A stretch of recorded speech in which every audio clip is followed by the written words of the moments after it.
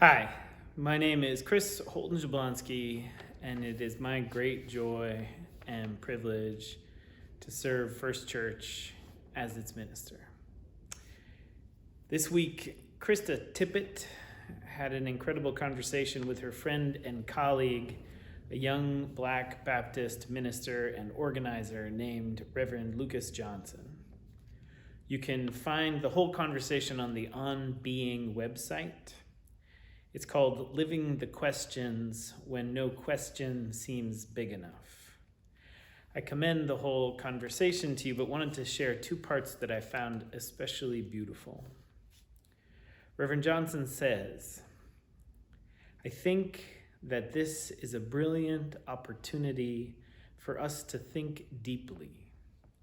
Think profoundly and without limitation. Think with bold imagination.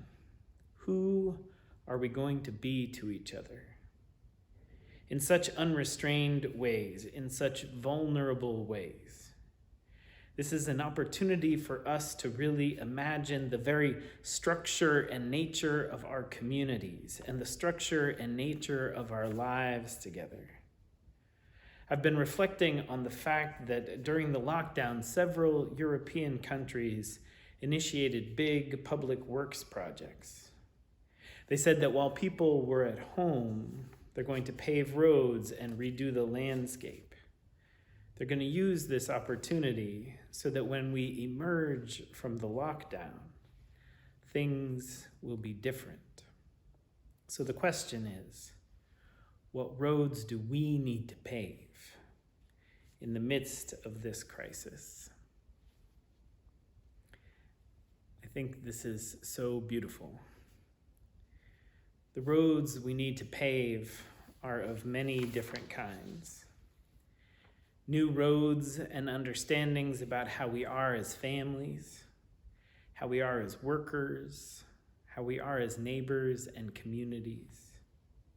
So many of you have noticed how sweet it feels to see your neighbors, to talk with your neighbors, to see people out on the streets, out for walks, out in their gardens in a whole different way. The patterns of our living have shifted. What I love in what Reverend Johnson says is that it is a reminder that this process, this paving of new roads, can be intentional, something that can be born out of this time. And especially later, he says, if we were treating the United States as though it were a country that had just emerged on the other side of a ceasefire after a decades-old civil war, then we would be talking about rebuilding a society. We would decommission police forces and the institutions that were involved in human rights atrocities. We would talk about what institutions need to be built that can regain the public trust. We would envision what it would take to build this country that has not yet been. He continues, and I think this is the scale on which we need to be imagining. We keep putting Band-Aids on something that is so fundamentally broken from inception that a Band-Aid is not going to do it. We have to be brave enough to reimagine what our lives would look like.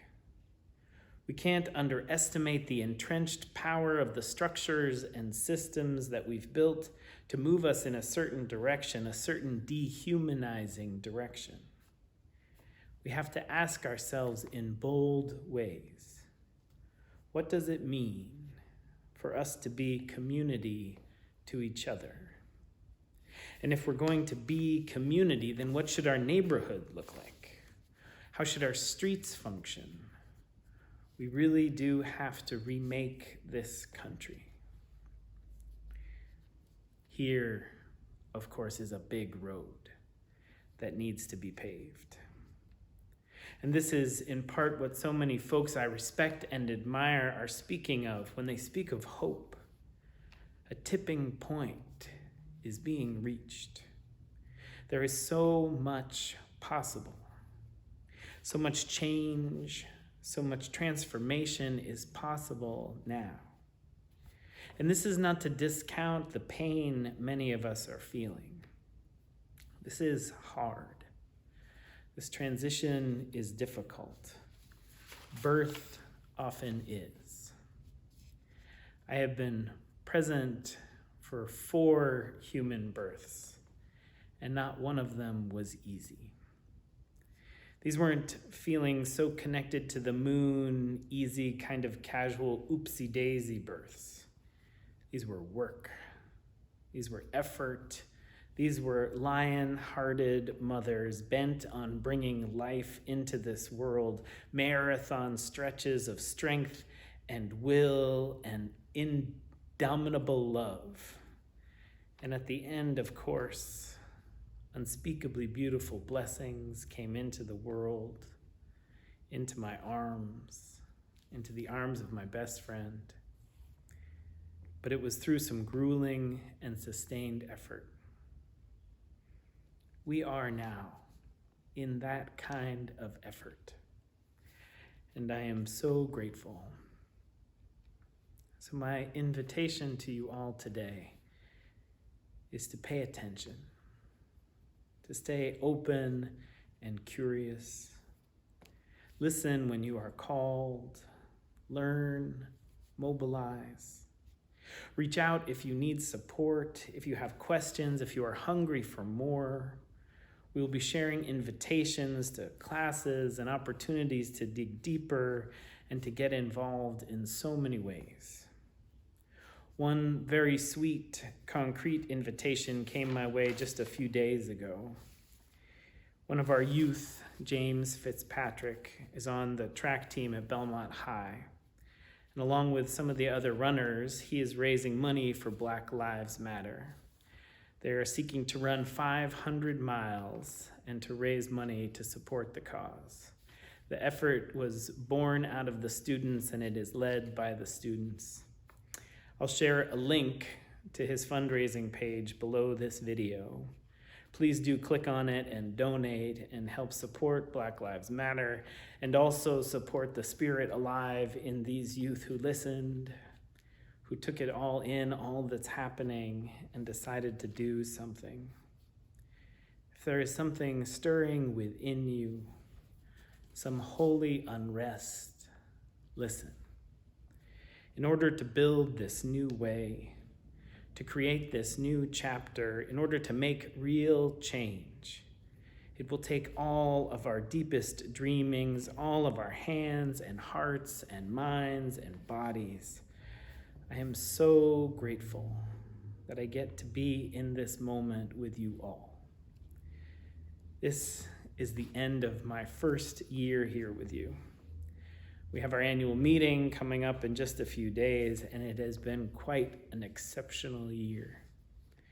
And when I look out to our shared future, there is so much possibility. We can be part of more than Band-Aids. We can be part of an imagining and a living into a more connected, more intentional, and more loving community.